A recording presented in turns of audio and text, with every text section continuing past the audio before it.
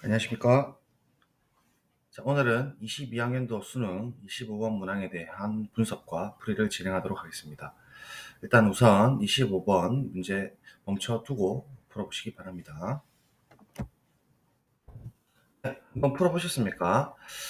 25번 문제는 우리 기존에 이때까지 거의 대부분 무한급수를 이렇게 도형으로 돌려가지고 계속 작은 모양이 반복되는 프랙탈 구조를 출제를 굉장히 많이 했었거든요. 근데 올해 이제 22년도에는 그 관련해서 나오지 않고 25번으로 대처를 했다는 게 좀 특징입니다. 그래서 출제 의도를 한번 살펴보면요. 일단 급수의 대수적 성질, 보통 교과서에서는 급수의 성질이라고 나와 있는 거예요. 더 셈, 뺄셈, 그 다음에 스칼라에 대해서 이렇게 분리해 줄 수 있는 거. 그 다음에 무한 등비 급수, 1-r분의 a 있죠. 그렇게 두 개를 쓸 수 있어야 되고, 그 다음에 여기 첨수가 2n-1, 그리고 en 이렇게 짝수, 홀수 되어 있는 부분도 짝수인지 홀수인지를 이렇게 금세 파악을 하실 수 있어야 됩니다. 그리고 각 항별로 급수가 전부 다 수렴을 하는지를 체크하실 때 그 급수가 실제로 등비 급수로서 수렴한다는 것도 짧은 시간이지만 체크를 하실 수가 있습니다. 외워서 하는 건 아니고 체크를 해서 문제를 푸시는 게 맞습니다. 그러면 하나씩 이론을 좀 살펴보도록 하겠습니다. 자, 급수의 성질입니다. 급수의 성질은 이론 체계가 일단 기본적으로 급수를 정의할 수 있어야겠죠. 그래서 급수 정의부터 먼저 좀 정확하게 이해를 하셔야 되고, 그 정의를 토대로 이제 우리 수원에서 배웠던 유한 시그마의 성질이 기억하실 겁니다. 유한 시그마 성질은 변형성으로서 스칼라 C가 밖으로 나오고 덧셈에 대해서 쪼개진다는 유한 시그마 수원에서 배웠던 성질이고, 이거를 활용해서 수열극한의 대수적 기본 성질, 그러니까 수열극한의 대수적 성질이라고 하는 수열 대성을 사용해 주셔야 돼요. 그래서 이 급수의 성질도 교과서에 증명이 잘 안 돼 있거든요. 사실 이건 충분히 이제 증명을 할 수 있는 상황인데 이번 기회에 한번 정리를 좀 해주시면 좋겠습니다. 그래서 이제 급수의 성질이 유도가 된다. 그러면 급수의 정의부터 한번 언급을 해보겠습니다. 급수의 정의가 뭐라고 생각하시나요? 그러면 급수의 정의 우리 이거 기억하시죠? 부분합수열. 제가 아마 21강인가 거기서 잠깐만요.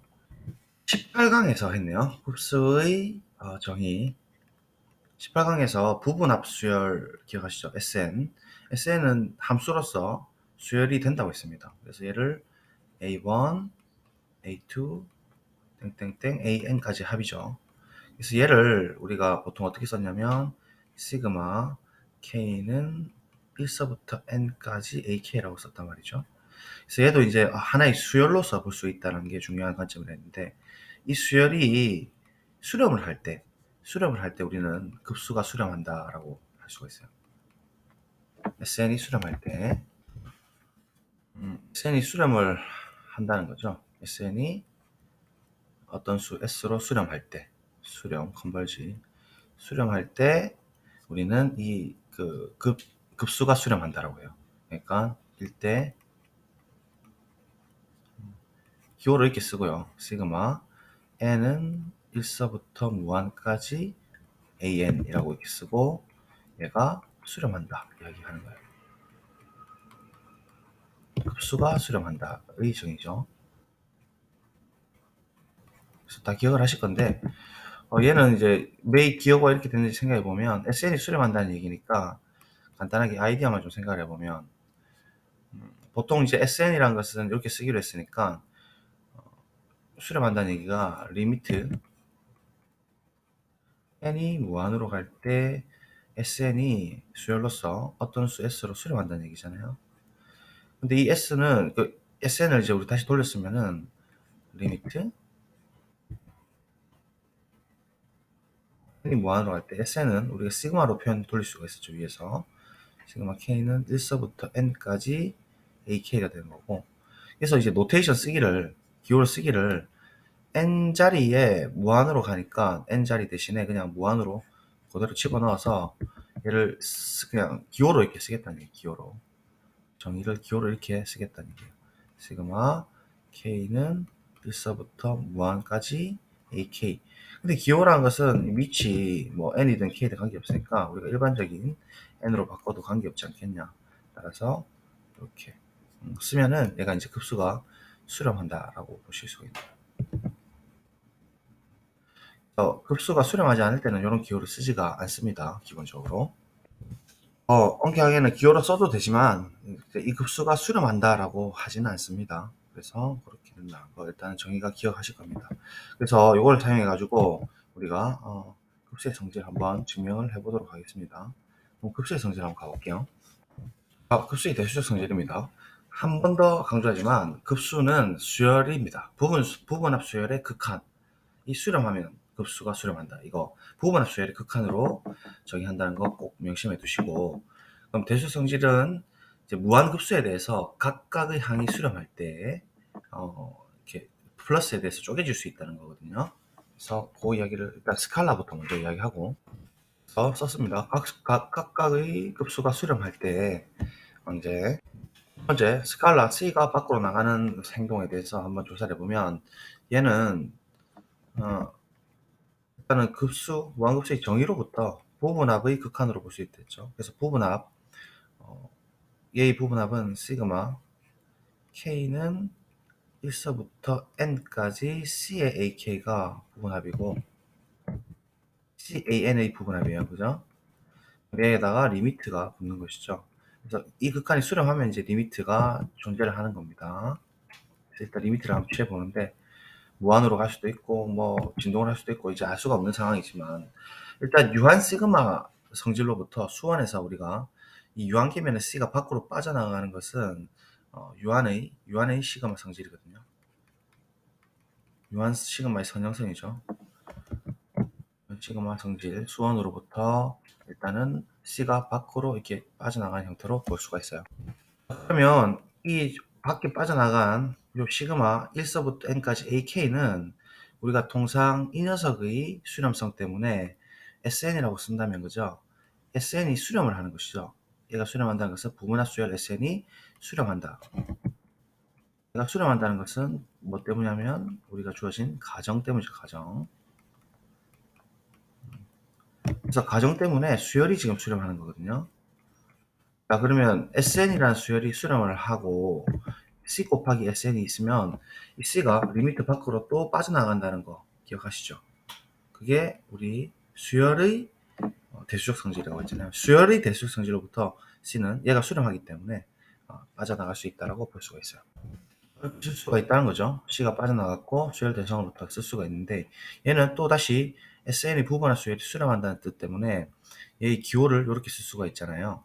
그래서 똑같이 이제 C를 빼준 상태에서 합수열의 극한 수의 정의로부터 다시 결론적으로 C의 시그마 N은 1서부터 1까지 AN 이렇게 수가 있는 급수는 제한 조건이 반드시 붙는다는 거. 급수, 부분합 수열이 급수가 수렴한다라는 가정이 있을 때 C가 통 빠져나가는 것처럼 보일 수가 있어요. 그 다음에 BN도 줬다시피 덧셈에 대해서도 쪼갤 수 있다는 건데 그것도 한번 확인해 보겠습니다. 순간 이동했습니다. 잠깐 잘 이동했고요. 덧셈에 대해서 한번 또 쪼개봅시다. 일단은 얘는 각각이 이제 파란색, 빨간색으로 수렴 가정이 돼 있고, 급수의 정의를 이제 씁시다. 정의를 쓰게 되면, 부분합의 극한으로 이렇게 볼 수가 있죠. 그래서 얘는 이제 유한 시그마 성질로부터 이렇게 쪼개지거든요. 그죠? 했던 거고, 리미트 안쪽에서 유한 시그마 성질로 이렇게 쪼갰습니다. 얘를 분리한 거예요, 분리. 자, 그 다음에 얘가 각각이 이제 수렴하는 거죠. 얘를 하나의 이제 이런 대상으로 보는 거죠. SN. 얘를 뭐 TN 이런 식으로 부분합의 수열로 보게 되면은 각각이 수렴한다는 가정 때문에 리미트가 이번에는 이렇게 쪼개진다는 거죠. 쪼개지니까 수열 극한의 대수적 성질로부터 리미트 안에 이렇게 더하기 리미트가 쪼개지는 형태로 쓸 수가 있습니다.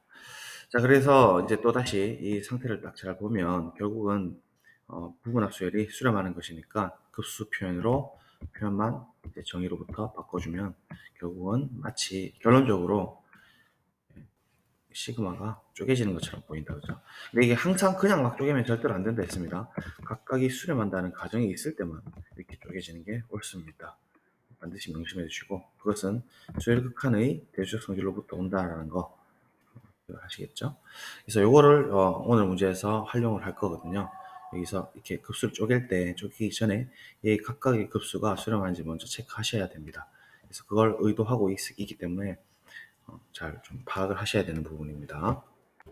자, 등비급수 1-r분의 a 유명한 공식 반드시 암기하셔야 되고, 얘 전체적인 구조도를 보면 베르누이 부등식이라고, 베르누이 inequality 1 플러스 h의 n승은 1 플러스 nh보다 같거나 크다. 요거를 수학적 기납법으로 보여가지고 이렇게 어떤 바운드 밑에서 바운드 되는 수열을 하나 갖고 오는 거예요. 그래서 얘가 발산을 해버리면 부등호 관계에서 같이 발산한다. 발산 비교 정리를 사용할 거거든요. 그래서 등비수열의 극한하고 극한의 출현성하고 등비수열의 합, 지난번에 R-1분의 초항의 R의 n승 마이너스 1승 1 기억하시죠? 등비수열의 합공식하고 등비수열의 극한을 이제 수렴성을 다 판단한 다음에 급수의 일반화 판정법을 이용을 하는 거예요. 그러니까 급수가 an이 알맹이가 0으로 수렴하지 않으면 급수는 발산한다. 이런 판정법을 할 수가 있잖아요. 그래서 그거를 사용해 가지고 등비급수의 수렴성을 최종적으로 조사를 할 수 있습니다. 그래서 항상 백지로 안 보고 이런 구조도를 만들어 놓으시든지 해서 한번 백지 쫙 유도가 어떻게 되는지 한번 해보세요. 그러면 모든 내용을 한 번에 정리할 수 있잖아요. 그래서 고3이지만 꼭 한번 해보시도록 하시고, 일단은 그러면 베르누이부터 한번 가볼게요. 첫 번째 베르누이 부등식 BI, 아이디어는 이항정리에서 옵니다. 이항정리가 보통 확률 통계에서 나오죠. 파스칼 삼각형 이용해 가지고 일반적인 n승에 대한 두 개의 항에 대한 전개를 다 할 수가 있죠. 그래서 뭐 예를 들어 1 플러스 h의 n승이 있으면 얘는 수학적 기능법을 물론 증명할 수 있습니다만 k는 0서부터 n까지 nck 앞에 있는 항 1의 뭐 k승, h의 n-k승 뭐 이렇게 쓸 수가 있거든요. 맞죠? 위치 바꿀까? 지수 위치 바꿨고, 어쨌든 얘는 이제 그 시그마 정의대로 딱 정리해 보면 k가 0일 때 nc 제로니까 1이고, k가 제로일 때 1의 n승이니까 1이고, 결국 h의 뭐죠? k가 0 들어가니까 1이죠. 그래서 첫 번째 항 1 더하기 두 번째 항 즉 1을 집어넣었을 때는 nc1은 n이고 1이고 h죠. h의 1승이니까 이렇게. 그래서 이면 그다음 nc2의 h의 제곱이고 양수거든요.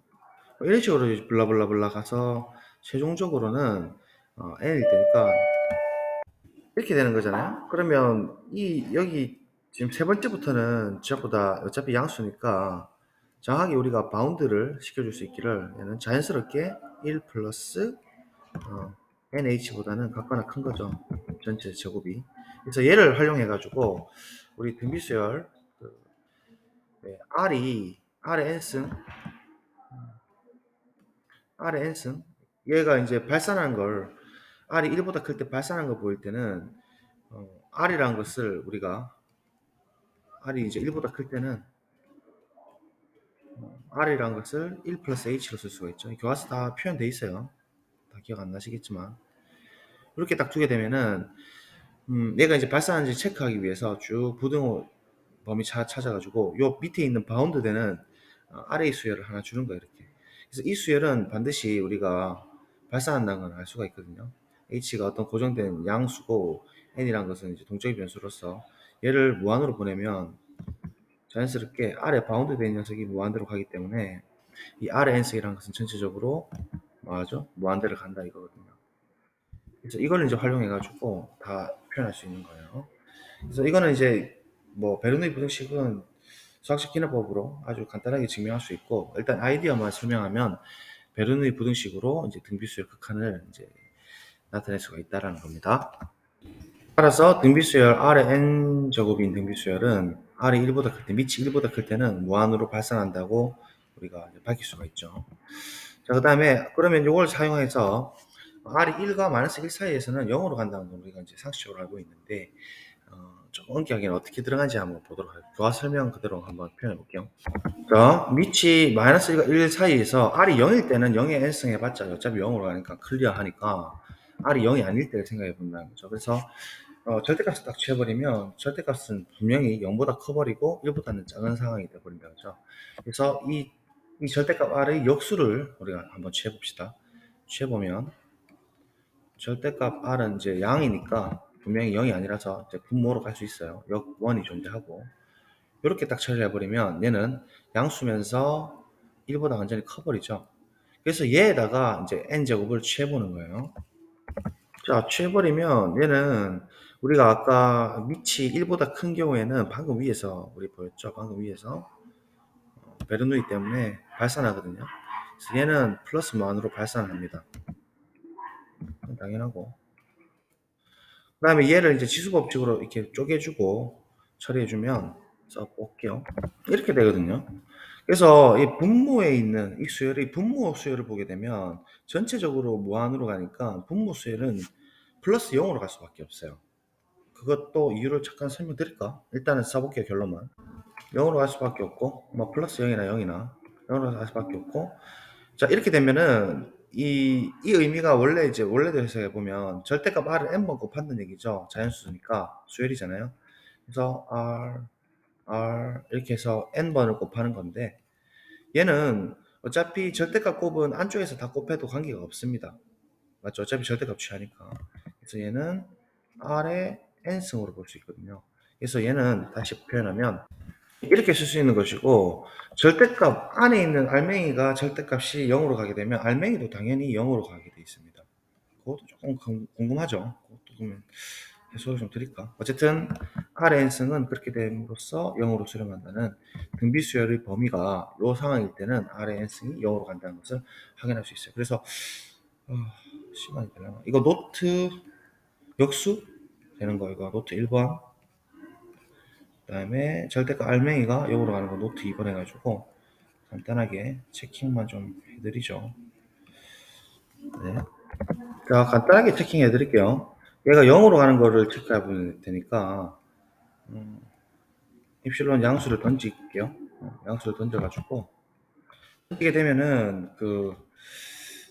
당연히 이제 입실론 분의 1은 엄청 큰 수죠. 이제 양의 수가 되는데 얘가 무한으로 간다는 얘기 때문에 무한으로 간다의 정의는 어떤 큰 넘버가 있어가지고, 가정이 큰 넘버가 자연수입니다. 존재 기호도 그냥 자연수를 쓸게요. 있어가지고 n이 n보다 같거나 크게 되면 이 an 분의 1이라는, an은 물론 분모가 양입니다. 얘가 우리가 임의로 던진 엄청 큰 양수보다 엄청 크거든요. 그래서 얘를 이제 다시 정리해주면 역수치하니까 an이 입실론보다 작게 되는 것이고 an은 양수인 탓에 0보다 크고, 따라서 얘를 다시 정리해주면 an-제로의 절대값이 양수잖아요. 어차피 절대값이랑 똑같고 얘가 입실론보다 작다가 되는 거죠. 그래서 뭐 끝이 났죠.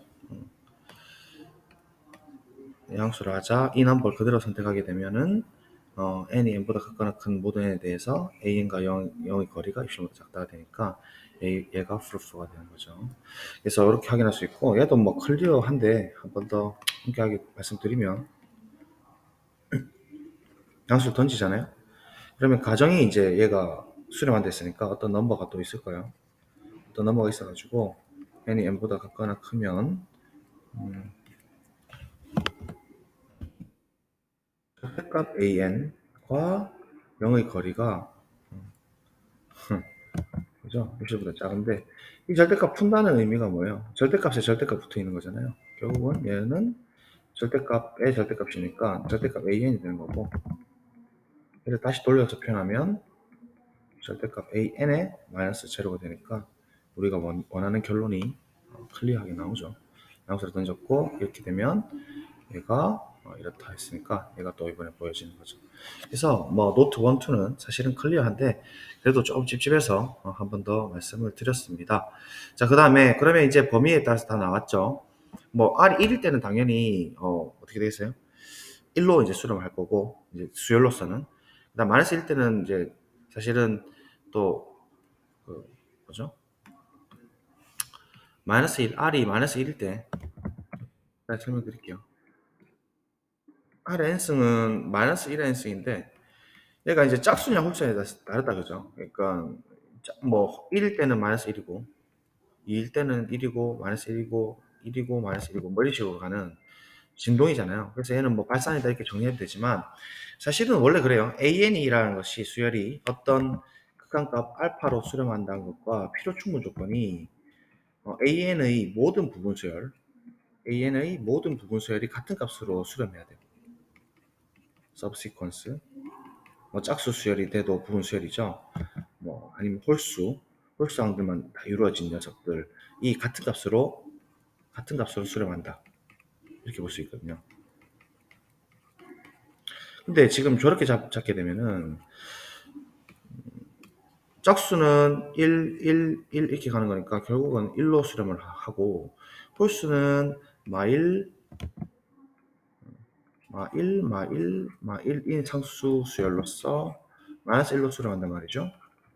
근데 같은 값으로 다 수렴해야 되는데 이거 수렴한다 하면은 같은 값으로 수렴해야 되는데 같은 값이 아닌 곳으로 부분 수열을 잡아낼 수가 있으니까 이 마이너스 1의 n승이라는 녀석은 수렴한다고 볼 수 없는 거죠.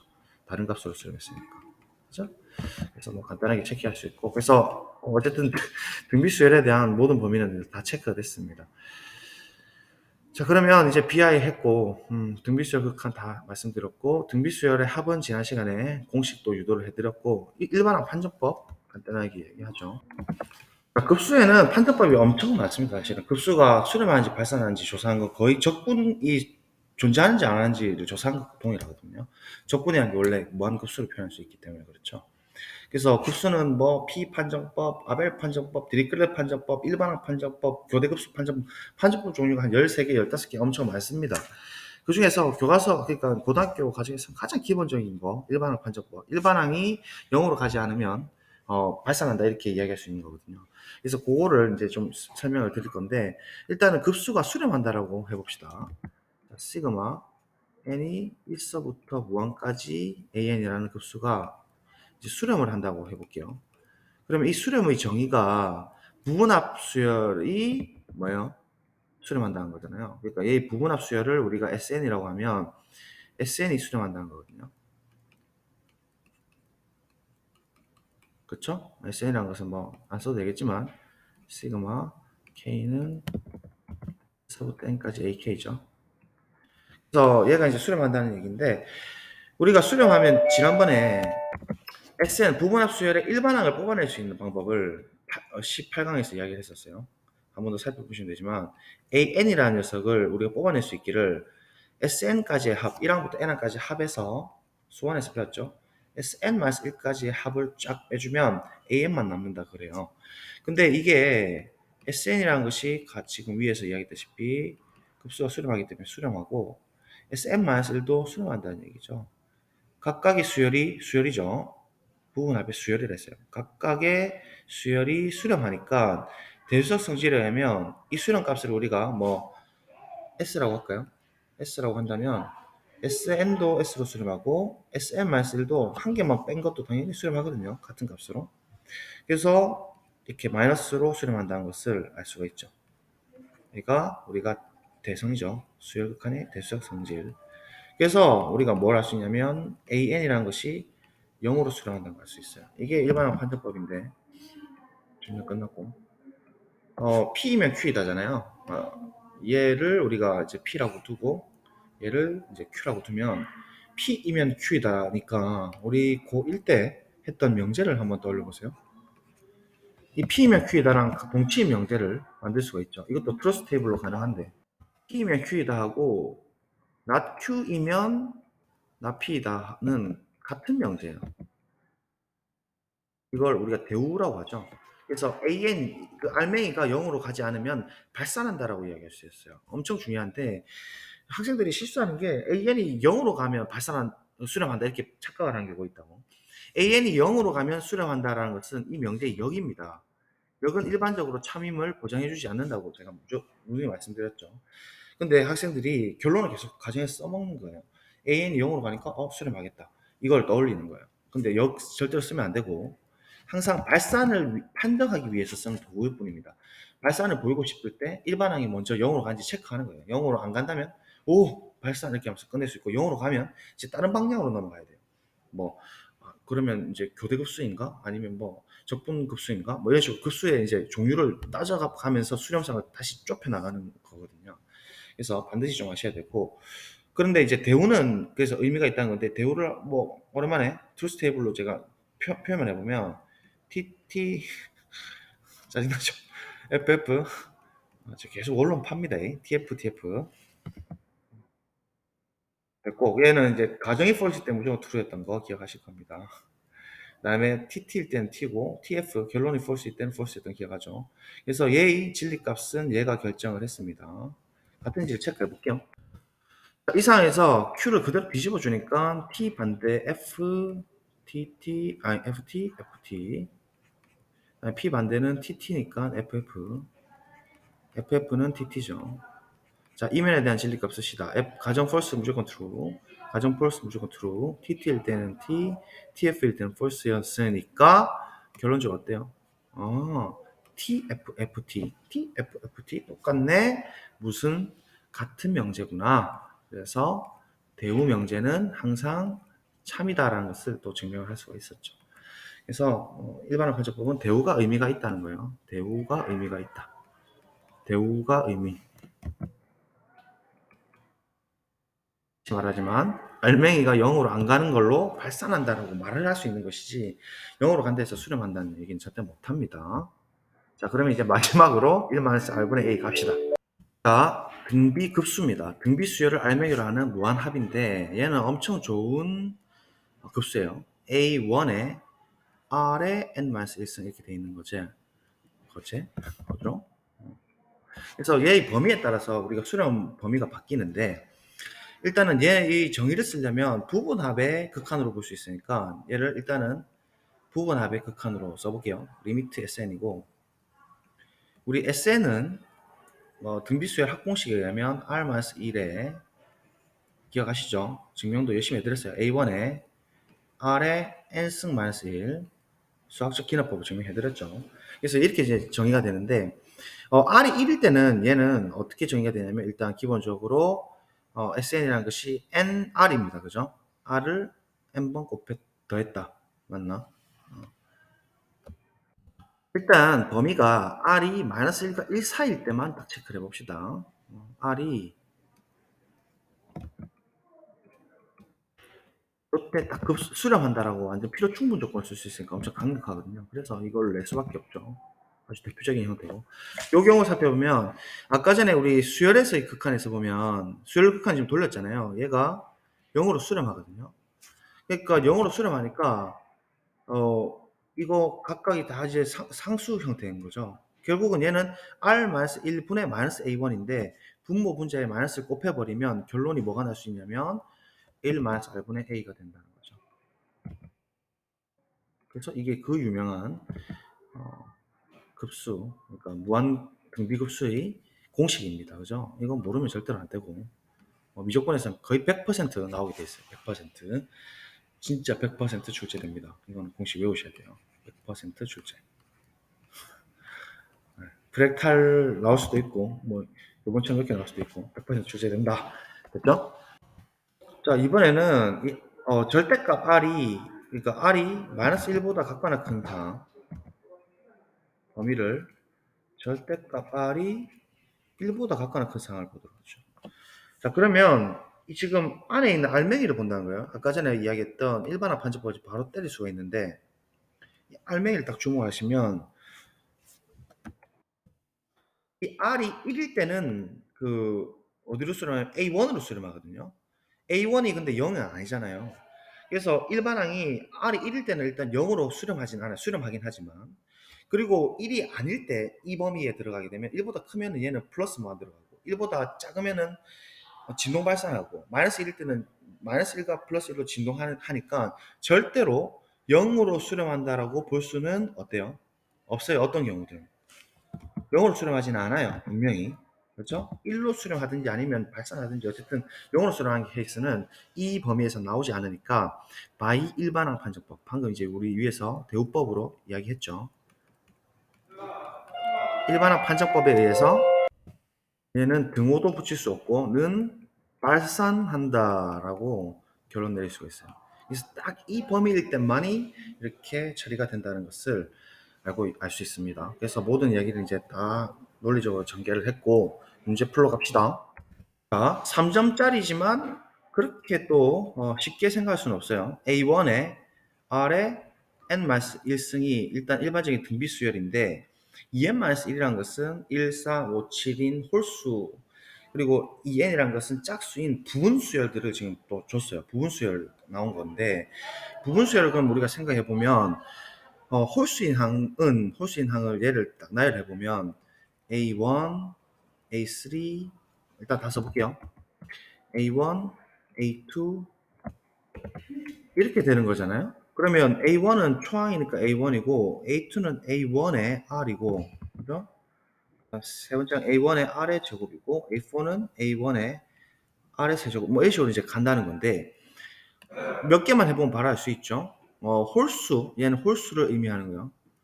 홀수의 항들을 살펴보면 초항, 셋째 항, 그러니까 부분 수열도 당연히 등비 수열의 부분 수열도 당연히 등비 수열이 되긴 되는데 그거를 빠르게 체크할 수 있죠. 이 공비 자체는 R의 제곱이 된다는 걸 알 수 있어요. 공비가. 그래서 일단 R의 제곱이고 그냥 요번에는 그냥 각각 가로 묶음으로 새로 바로 묶어 볼까요, 그냥?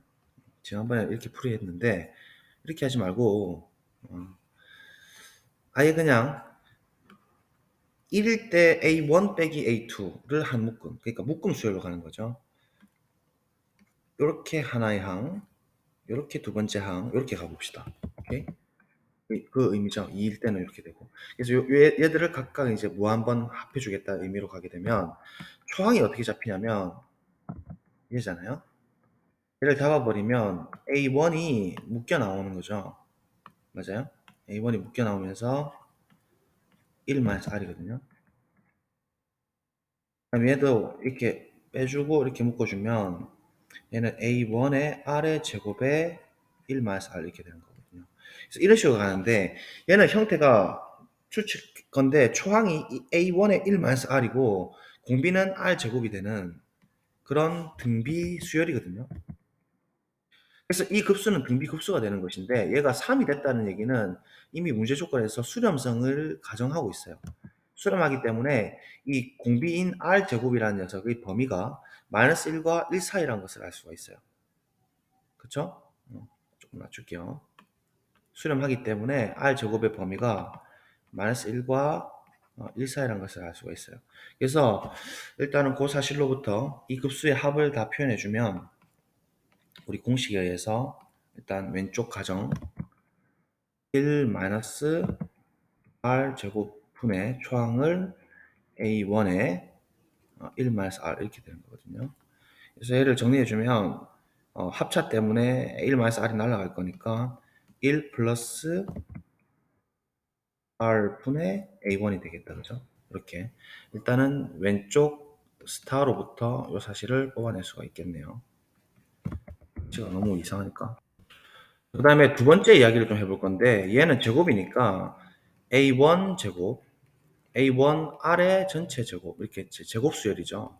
A1 R의 제곱의 제곱 이렇게 가는 거니까 이 급수의 합을 표현해 볼 것 같으면 결국 A1의 제곱 더하기 A1 제곱의 R 제곱 더하기 A1 제곱의 R의 4제곱 뭐 이런 식으로 가니까 얘는 역시나 R 제곱이 공비고 급수가 무한 등비 급수가 수렴을 하니까 얘 범위가 -1과 1 사이가 되면서 역시나 표현이 1-R 제곱분의 얘가 자체 공비죠. A1의 제곱이 되겠습니다. 됐죠? 그래서 이 두 식을 적절히 해서 얘를 이제 처리하면 되는데 그러면 R 제곱이 이렇게 범위가 들어오면 R이 범위가 요 상황으로 들어오나요? 요거 한번 체킹해 보실래요? 안 걸리더라도 요거 정말 그런지 한번 체킹해 보세요. 뭐 당연하죠. R 제곱이란 것은 당연히 0보다 완전 큰 거죠, 지금. 공비가 있으니까 0은 안 되잖아요.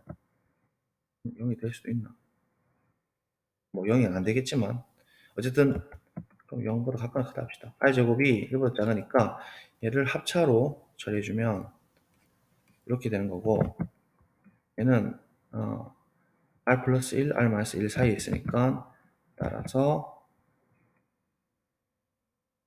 분식 풀면은 이게 0인데 또 왜 이러냐?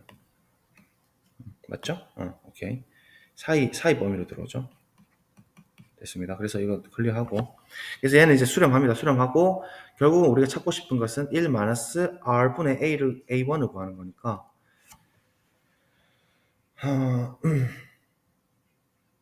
위에 식에서 밑에 식 나눌까요? 나누면 될 것 같은데, 이 분모가 얘가 합차를 쓰면 1 플러스 R, 1 마이너스 R이니까 얘는 A1을 A1 두 개로 나눠버리죠. 이렇게 곱하기로 나눠버리면 지금 A1 플러스 R분의 A1이 뭐냐? 요 3이라고 했잖아요. 그쵸? 그러니까 얘가 이제 3이니까 우리가 박스 얘가 이제 3이 된다는 소리죠. 그래서 뭐 바로 끝나네요. 그죠? 3 곱하기 1 마이너스 R분의 A1이 우리가 찾고 싶은 목표고, 얘가 6이 된다는 소리니까 6에서 3 나눈 2가 바로 답이 되겠다. 그죠? 그래서 뭐 얘를 홀수 짝수 나눠가지고 급수 대수적 성질로 쪼개도 되겠지만 보니까 급수 대수적 성질 쓸 필요도 없는 문제다. 그죠? 쓸 필요 없죠. 그냥 바로 뭐 정의로부터 이렇게 나올 수가 있을 걸로 보이네요. 대수적 성질 필요 없습니다. 이거를 막 쪼개면 오히려 더 늦어질 수도 있겠네요. 그래서 역시 다양한 풀이가 나옵니다. 그죠? 이렇게 정리를 하면 되겠습니다. 자, 오늘 어쨌든 우리가 또 미적분의 거의 뭐 1단원 전체를 다 복습을 하셨고, 그죠? 지수함수, 로감수, 극한도 했고, 뭐 미적분 많이 다루고 있습니다. 세 문제 안에서. 이론 정리 잘 해두시고요. 오늘도 고생하셨습니다. 안녕. 오늘 옷 이렇게 입은 것은 오늘 학교 행사가 있어가지고 이렇게 입게 되었습니다. 네, 수고하셨습니다.